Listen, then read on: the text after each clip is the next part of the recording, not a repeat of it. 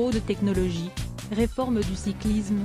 David Lappartient est un président occupé depuis son élection à la tête de l'Union cycliste internationale, UCI, le 21 septembre dernier. Ce mercredi, il a accordé une interview à l'équipe dans laquelle il revient notamment sur le cas de Chris Froome qui empoisonne le début de sa présidence. Le cycliste britannique de l'équipe Sky a été contrôlé avec un taux de salbutamol, un médicament utilisé contre l'asthme, anormalement élevé pendant le Tour d'Espagne 2017. Depuis, l'absence de décision lui permet de prendre part à différentes courses. Si ce contrôle n'amène pas de suspension provisoire immédiate, le cas du quadruple vainqueur du Tour de France est entre les mains du tribunal antidopage de l'UCI. Je ne pense pas qu'on aura une décision avant le Giro. Note de la rédaction, départ le 4 mai à Jérusalem, mais avant le Tour. Note de la rédaction, le 7 juillet, j'espère. Cette affaire met tout le monde, les organisateurs, Pucci, le coureur lui-même, dans une situation intenable,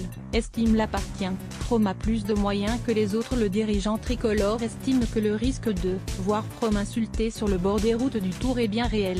Un coureur pris à partie par une partie du public, ce n'est pas une image qu'on souhaite voir, redoute Lappartient. Christian Prudhomme, le patron du Tour, a tenu le même discours demandant qu'une décision intervienne avant cet été. D'où l'idée que le calendrier judiciaire s'accélère pour que la situation soit clarifiée avant le Grande Boucle. Mais la procédure est complexe, admet le président de l'UCI, qui souligne que Froome a plus de moyens que les autres et, a de bons avocats, comme nous, et puisque son argument consiste à dire qu'il a respecté les règles, il a développé de gros moyens d'investigation. Le cycliste de la Sky doit renouer avec la compétition lors du Tour des Alpes, 16 au 20